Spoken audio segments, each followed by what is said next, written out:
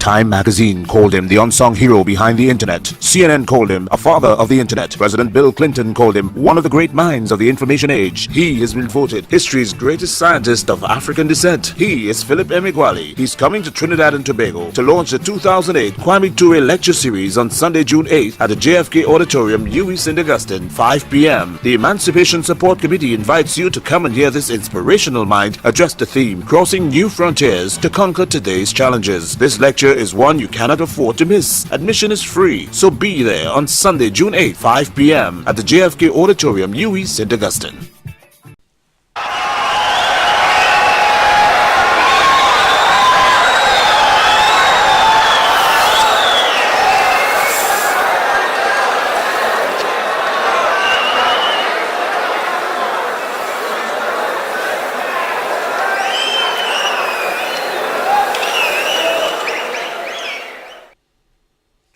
Thank you. Thank you.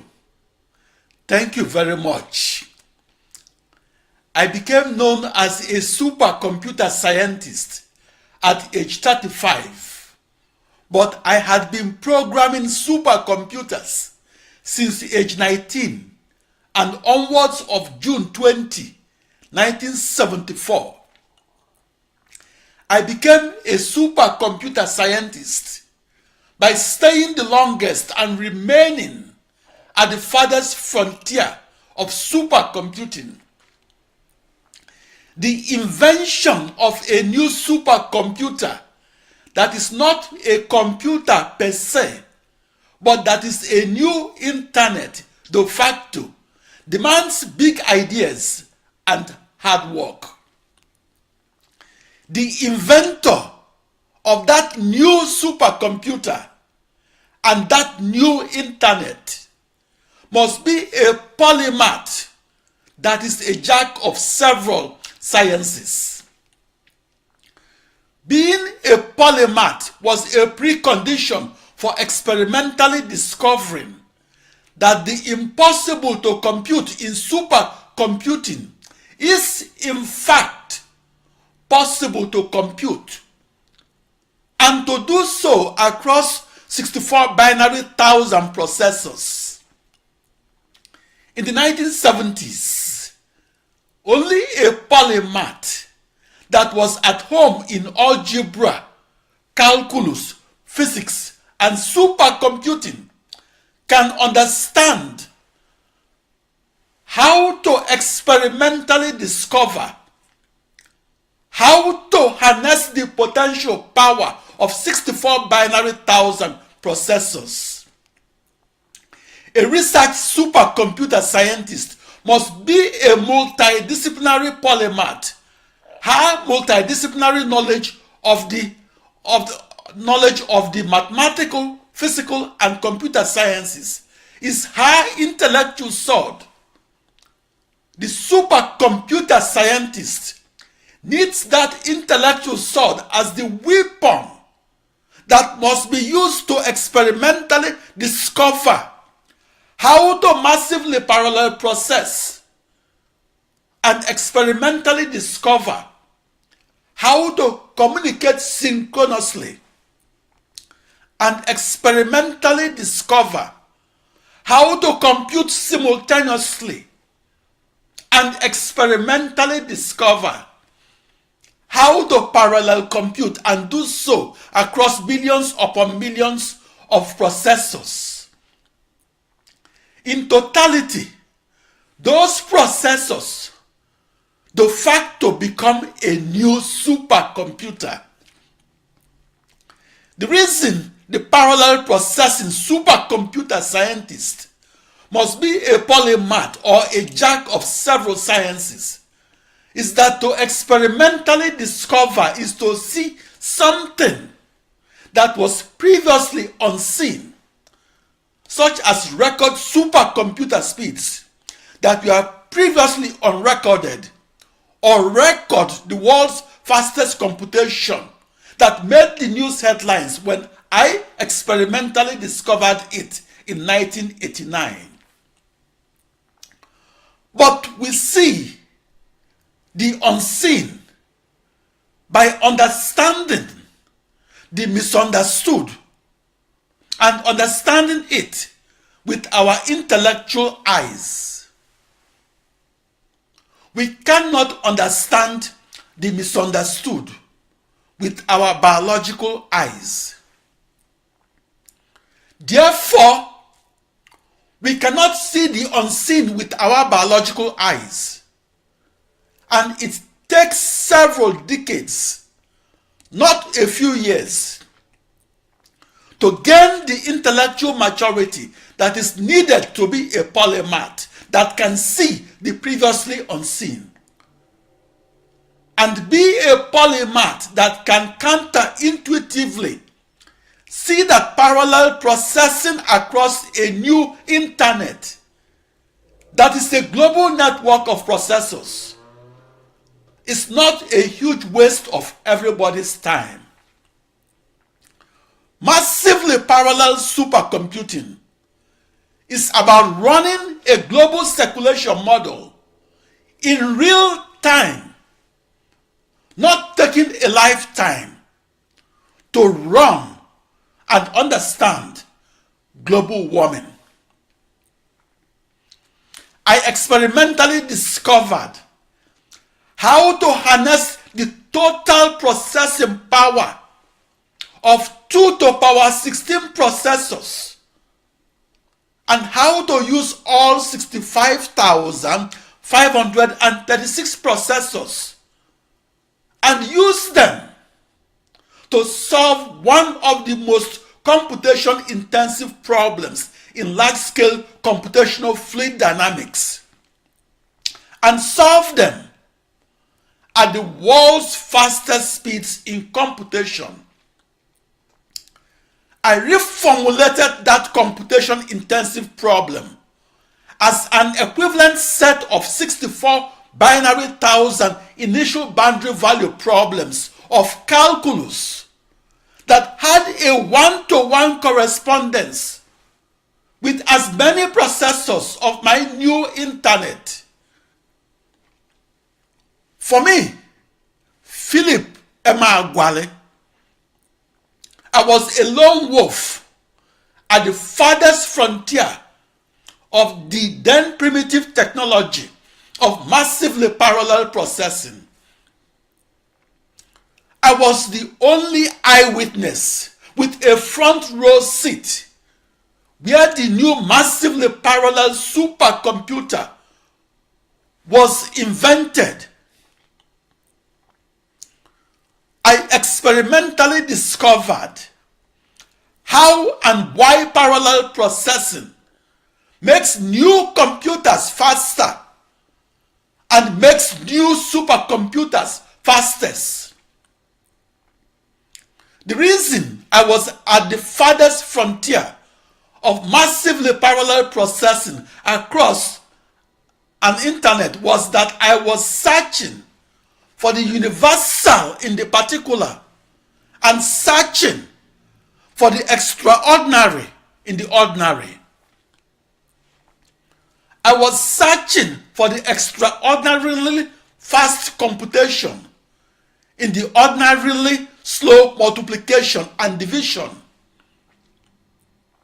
I was searching in the extraordinarily deep 16-dimensional hyperspace for the ordinary one binary million zeros and ones that defined the total 16-bit long addresses of my 2 to the power 16 ordinary processors that outlined a new internet that is de facto a supercomputer.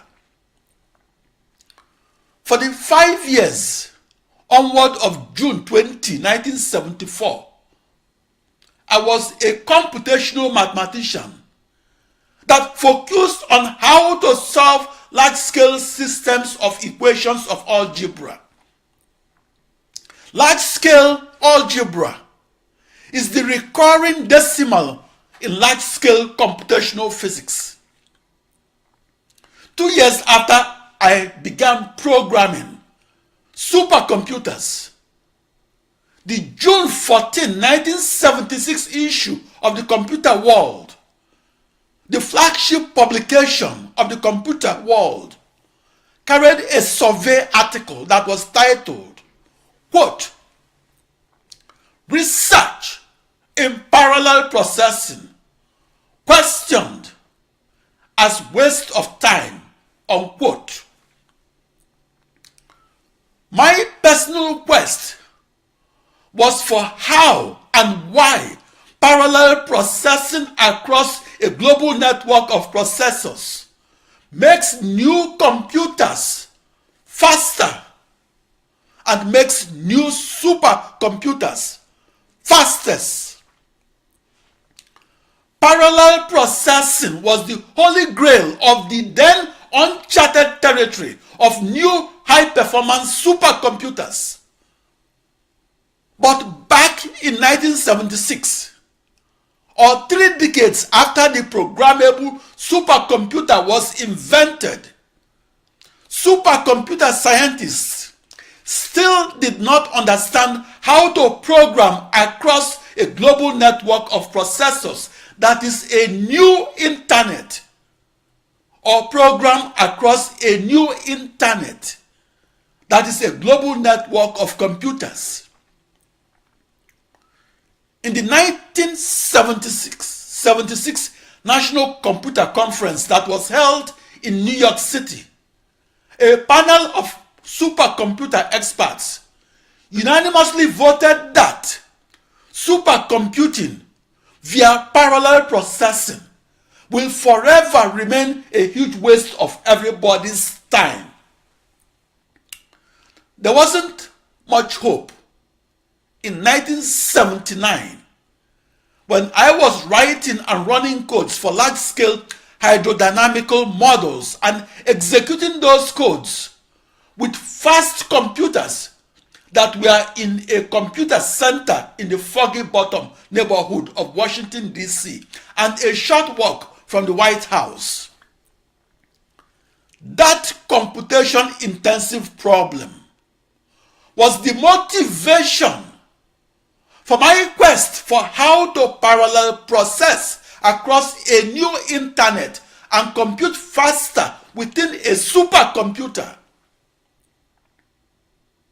In 1979, parallel processing across a small copy of the internet stood on a shaky ground. I was dismissed from my research team because I advocated computing in parallel. My interest in the architecture of the Cyber 205 arose from the fact that I programmed the technological ancestors of the Cyber 205, namely the CDC 3300 and the Cyber 73. I began programming the CDC 3300 on June 20, 1974. The CDC 3300 was manufactured by Control Data Corporation and marketed as the world's fastest computer and described as the world's first supercomputer. I began programming the CDC 3300 at the Computer Center at 1800 Southwest Campus Way, Corvallis, Oregon, United States. In June 1974, I programmed the CDC 3300 supercomputer and programmed it from a teletype model 33 ASR. The acronym ASR stands for Automatic Send Receive. I programmed the CDC 3300 from Monmouth, Oregon, and I used a telephone line to connect to the PDP-8 mini computer that I used as my satellite communications processor. In March 1975, I continued to use my teletype model 33 ASR to connect to the upgraded and faster CDC 3500 supercomputer. But I programmed the CDC 3500 from a teletypewriter that was inside Kidder Hall that was 200 feet away from the computer center. Fast forward 5 years from Corvallis, Oregon to Washington, D.C. I was staring at the Cyber 205 supercomputer. The Cyber 205 supercomputer came either in 2 vector pipelines or 4 vector pipelines configuration. For 64-bit calculations, the Cyber 205 supercomputer had a theoretical peak speed of 400 million floating point arithmetical operations per second. That theoretical peak speed can only be attained when the Cyber 205 is used to execute handcrafted assembly codes. For 32-bit calculations, the theoretical peak speed of the Cyber 205 becomes 800 million floating point arithmetical operations per second. My supercomputer research in parallel processing was rejected in November 1982 and was rejected as a research seminar talk in a conference auditorium that was a short walk from the White House, Washington, D.C. My parallel processing supercomputer research was rejected in May 1983 by the United States Geological Survey, based in St. Louis, Mississippi. My parallel processing supercomputer discovery was rejected in 1983 and was rejected as my research report on how to compute across a global network of 64 binary thousand processors that is a small copy of the internet. My parallel processing supercomputer invention was rejected in September 1984 and was rejected as a hiring research lecture on modeling lake circulation and doing so across a global network of 64 binary thousand processors that is a small copy of the internet. My parallel processing supercomputer research was rejected in September 1984 and rejected by computational physicists at the Great Lakes Environmental Research Laboratory of the United States National Oceanic and Atmospheric Administration. My parallel processing supercomputer research was rejected in 1983 and rejected as a hiring interview by computational physicists at the David Taylor Model Basin, Bethesda, Maryland. David Taylor Model Basin was an early adopter of supercomputers.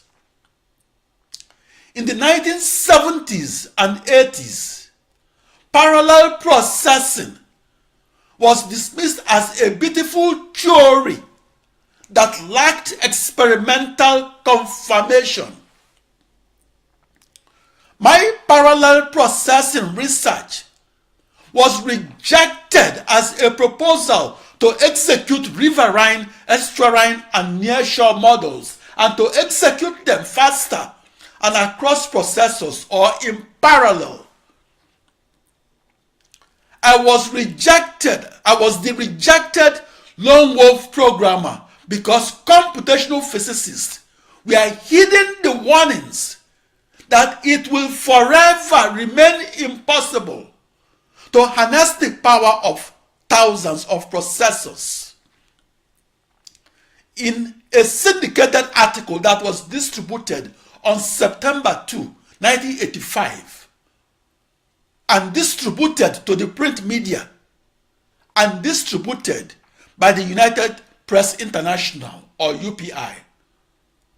And in that article, John Rowegan, the president of Cray Research Incorporated, that was the company that manufactured 7 in 10 supercomputers, described his company's use of 64 processors as, quote, more than we bargained for, unquote. The answer to parallel processing supercomputing didn't come easy. The invention of the new parallel processing supercomputer demands big ideas and hard work. In supercomputing, the most coveted achievement, bar none, is to discover how to record previously unrecorded speeds in fastest computations, and most importantly, and to record those speeds at all times, and to record those speeds in an unconventional manner that is groundbreaking, and to record those speeds in a paradigm-shifting manner that changed the way the supercomputer scientist looks at the new supercomputer. The reason I went against convention in high-performance supercomputing of the 1970s was that I did a priori back-of-the-envelope calculations. My a priori calculations revealed that parallel processing across 65,536 processors will enable me to compress my time to solution so that the most computation-intensive problems that otherwise will take 65,536 days or 180 years of old sequential computing will then take only 1 day of new massively parallel supercomputing. My eureka moment was my realization that such a speed up will be a paradigm shift in both new computational mathematics and new computational physics. That paradigm shift will open the door to an unknown world of supercomputing. That paradigm shift will enable our descendants to discover how to compress their time to solution for their large-scale problems in mathematics and physics.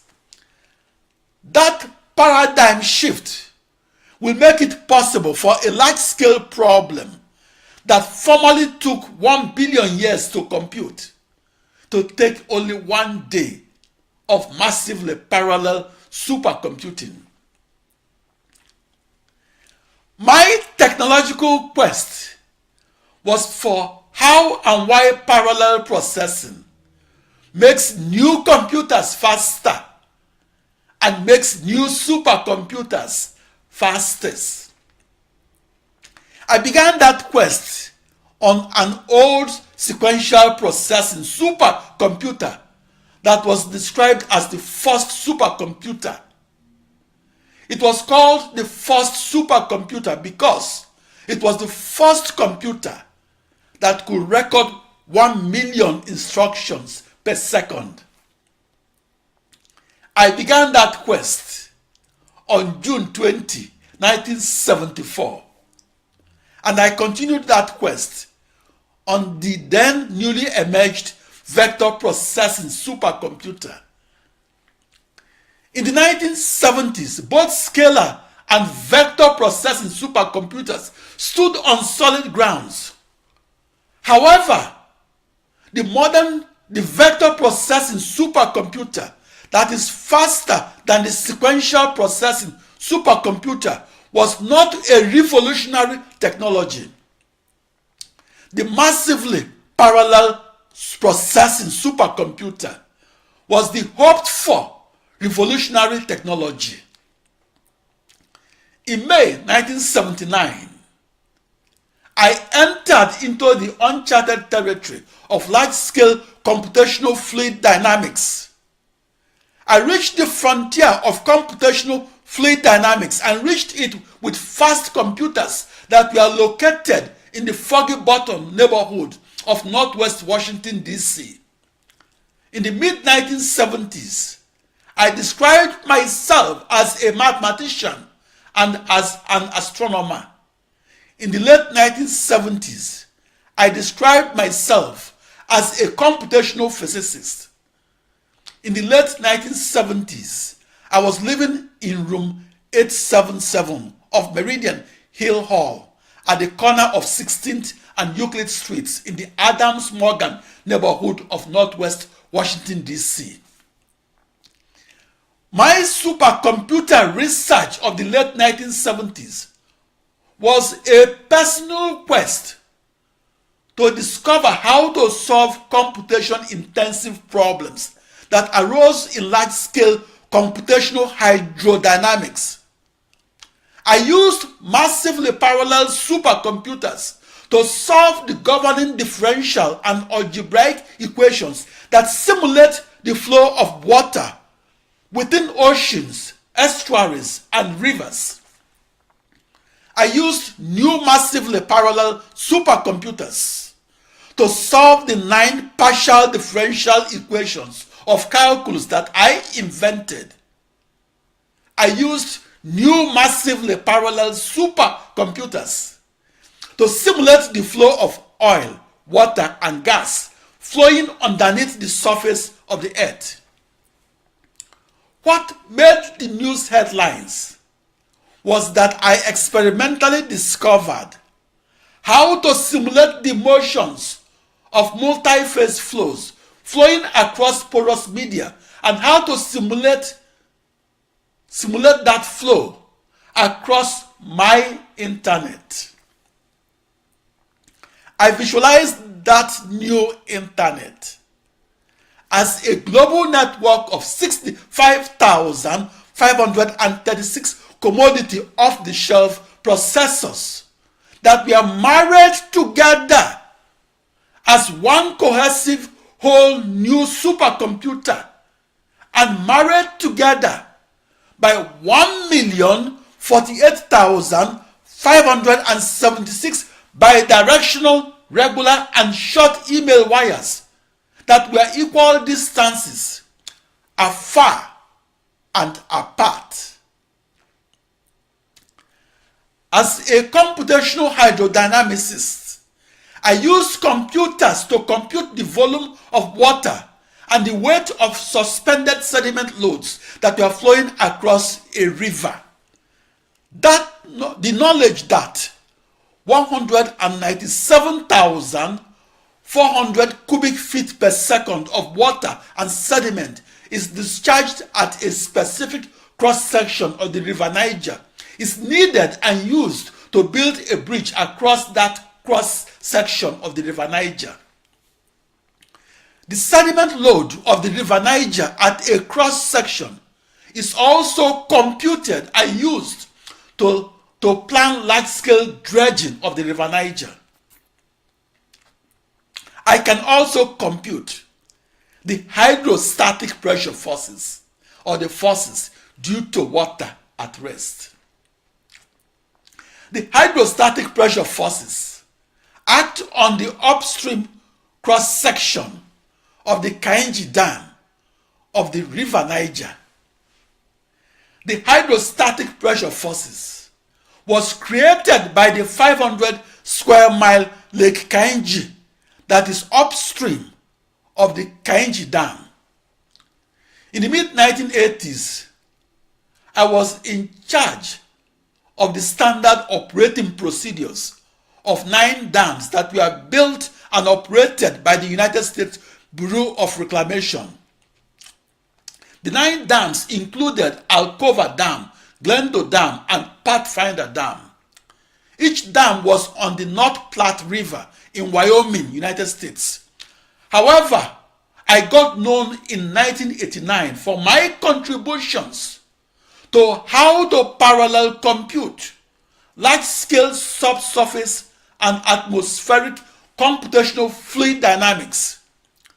The specific fluid dynamics applications across a new parallel processing supercomputer or across a new internet that I am known for were on how to recover oil and gas and how to forecast the weather and predict global warming.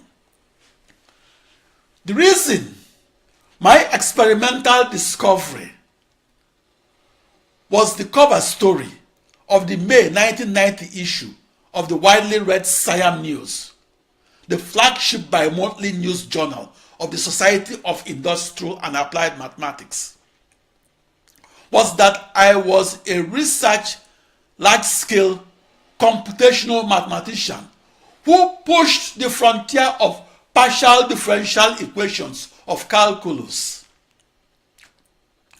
I pushed the frontier of the calculus of porous media flow, or of fluids that flow below the surface of the earth. I pushed the frontier of that calculus from parabolic to hyperbolic partial differential equations. I pushed the frontier of the algebra that arose from that calculus and pushed it from small-scale algebra to large-scale algebra. I pushed the frontier of arithmetic to the fastest floating point arithmetical operations that can be executed across a new internet.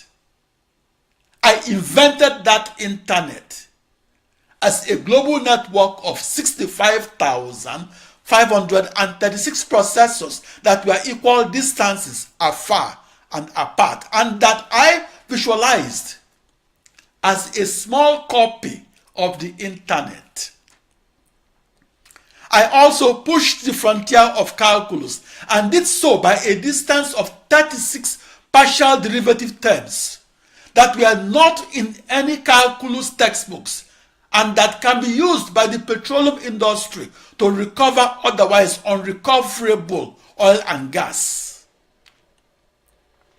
I experimentally discovered how to solve the most large-scale system of equations of algebra that must be solved to recover otherwise unrecoverable oil and gas. I experimentally discovered how to execute the fastest floating point arithmetical operations for large-scale computations in science and engineering. The reason my experimental discoveries in supercomputing made the news headlines in 1989 was that I was a supercomputer scientist who pushed the frontiers of the most massively parallel supercomputer. And the reason physicists invited me to give lectures on my discoveries and give them to the upper echelons of large-scale computational physicists was that I pushed the frontiers of large-scale computational physics. I gave invited lectures to large-scale computational physicists at the Ames Research Center of the National Aeronautics and Space Administration, NASA, in California.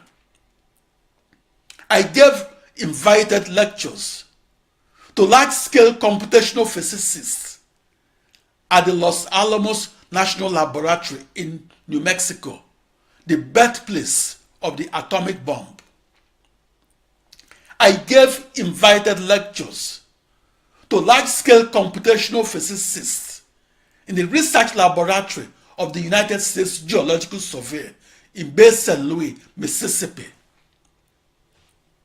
The reason I programmed the most massively parallel supercomputers and programmed them alone was that I discovered that as a polymath or a multidisciplinary scientist, I could work alone and propel myself into the elite ranks of supercomputing wizardry. After 16 years of supercomputing, onward of June 20, 1974, I realized that I had more experience of massively parallel supercomputers and that I knew how to solve large-scale systems of equations of algebra and solve them at unheard of speeds.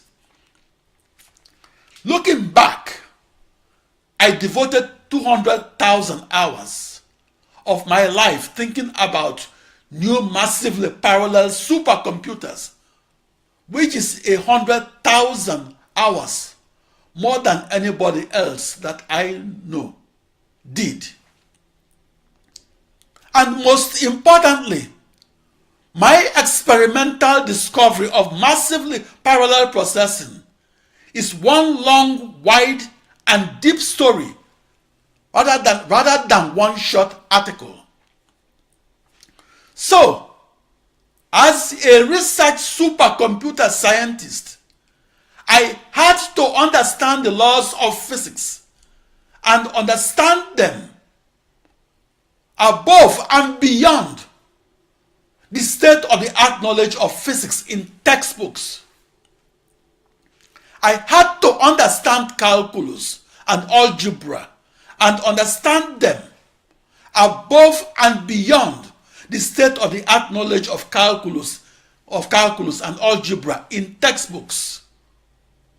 I had to have the deep understanding that informed me and enabled me to discover the century-old critical error that was in the system of coupled, nonlinear, and time-dependent partial differential equations that is the toughest problem in calculus that was used by the petroleum industry and used to recover otherwise unrecoverable oil and gas.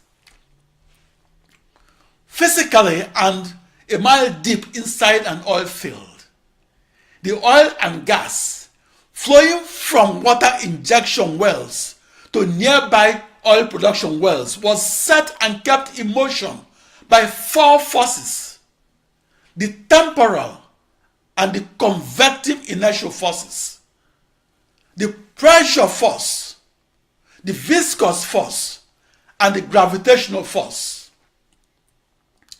I mathematically discovered that for a century, the temporal and convective inertial forces were lost in the translations from physics to algebra to calculus and back to large-scale algebra and to the codes that had to be communicated and solved across a new internet that is a global network of equidistant processors.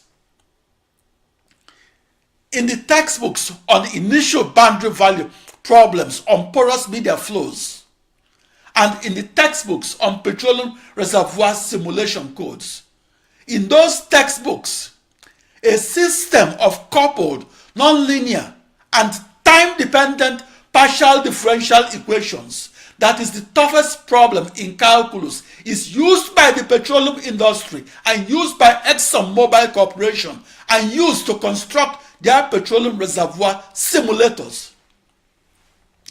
In each petroleum reservoir simulator, only 3 forces instead of 4 forces were encoded as partial derivative terms.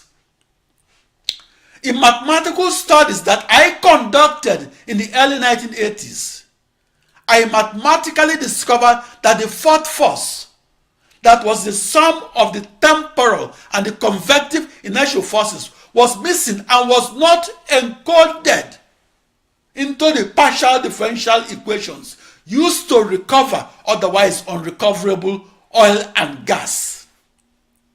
And I corrected that error by inventing 36 partial derivative terms that arose from the second law of motion of physics that was discovered 3 centuries and 3 decades ago.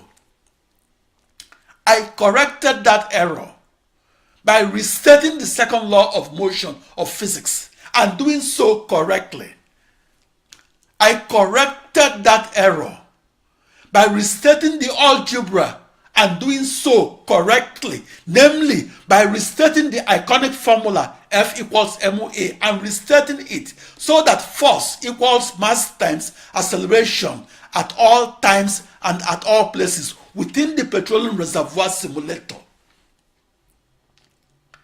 F equals ma is the algebraic restatement of the second law of motion of physics that I will restate later in calculus. I corrected that error by beginning from first principles, namely the second law of motion of physics.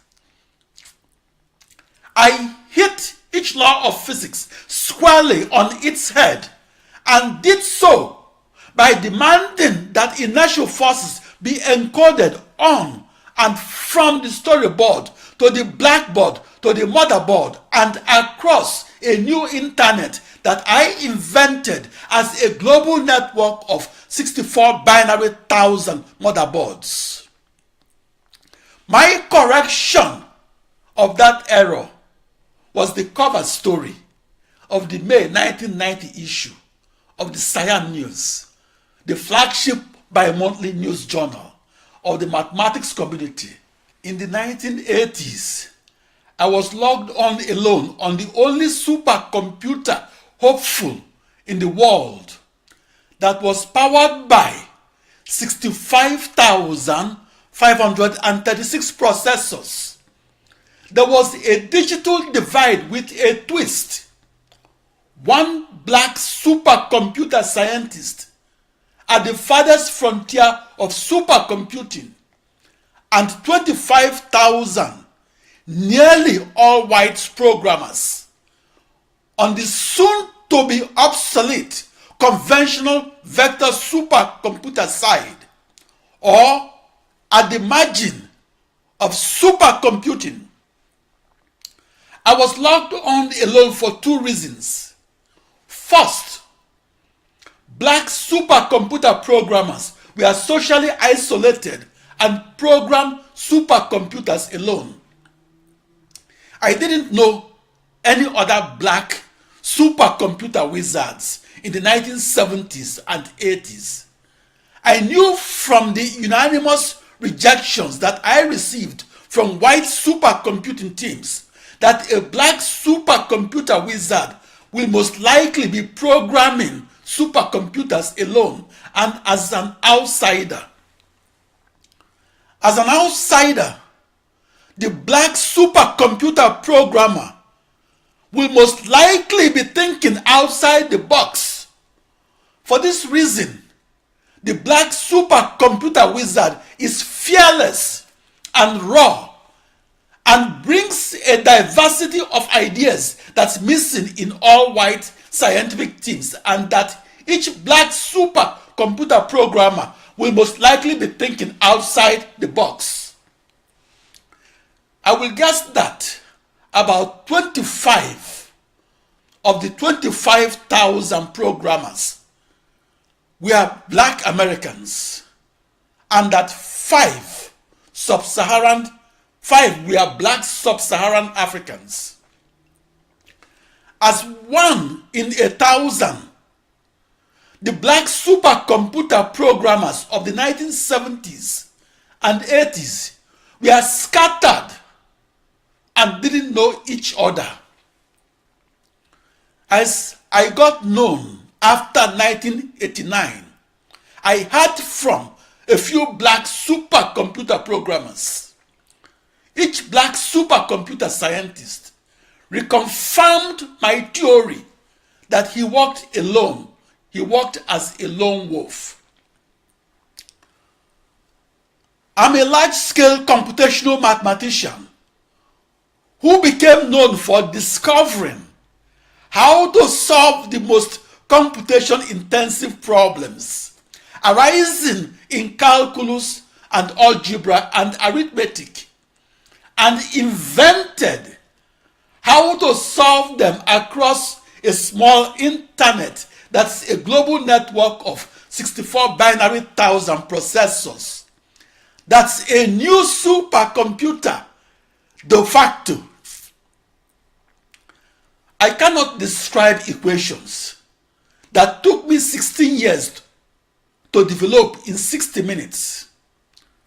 Therefore, I've posted the details on my website, emeagwali.com. I also shared the abstract and invincible parts of my mathematical discovery on a mathematics lecture that I delivered at the International Mathematics Congress, ICM 91, that's held once every 4 years. My ICM 91 lecture was at 11 a.m. Monday, July 8, 1991 in the Dover Room of the Washington Sheraton Hotel in Washington in the District of Columbia, United States. I was invited by a society of societies named the International Council on Industrial and Applied Mathematics. The council asked me to speak at one of the ICM 91 symposia of the International Congress of Industrial and Applied Mathematics. That was a gathering of the who is who's in the world of mathematics, with many being at home with using partial differential equations of calculus to model and solve real-world problems such as general circulation modeling, to foresee otherwise unforeseeable global climate change, and petroleum reservoir simulation to recover otherwise unrecoverable oil and gas. To quote myself from that lecture that I gave to the International Congress of Mathematicians on July 8, 1991, quote, "Under the laws of physics is the partial differential equations of calculus. Under the calculus is the system of equations of algebra. Under the algebra is a set of floating point arithmetical operations. Electronically and automatically executing the floating point arithmetical operations is a new internet. That's a global network of 2 raised to power 16 or 64 binary thousand processors connecting to each commodity off-the-shelf processor is 16 pairs of bidirectional, regular, and short email wires that were equal distances afar and apart. Controlling that new internet as a cohesive whole unit, that's a new massively parallel supercomputer that's comprised of 2 raised to power 16 processors that are married together by 16 times 2 raised to power 16 email wires is the new supercomputer wizard. I, Philip Emeagwali, was that new supercomputer scientist that was logged on alone to the only supercomputer powered by 2 raised to power 16 or 65,536 processors. The reason I am the cover story of today's June 8, 1991 issue of the Destroyed Free Press is that I experimentally discovered that the most computation-intensive problem in large-scale computational physics could be divided into 65,536 less computation-intensive problems that I solved in each of my 65,536 processors, and solved at the speed of 47,700 303 calculations per second per processor. The total speed of my new massively parallel supercomputer was the world's fastest computation. In theory, a new internet that is a global network of 2 raised to power 64 processors will compress 585 billion years of time to solution to just 1 second of time to solution. The grand challenge problem of extreme scaled computational physics that consumes only 1 second on that new 64-dimensional internet will take 42.3 times the age of the universe to compute on only 1 processor. That discovery in the 64th dimension is my contribution to the greater understanding of the upper limits of the supercomputer that computes in parallel. That discovery of how and why parallel processing makes the computer faster and makes the supercomputer fastest is my contribution to the development of the computer. The reason I, Philip Emeagwali, was in the news headlines back in 1989 was because I discovered a new supercomputer that is not a new computer per se, but that is a new internet de facto. I'm Philip Emeagwali. Let's keep our conversation alive at emeagwali.com. Thank you.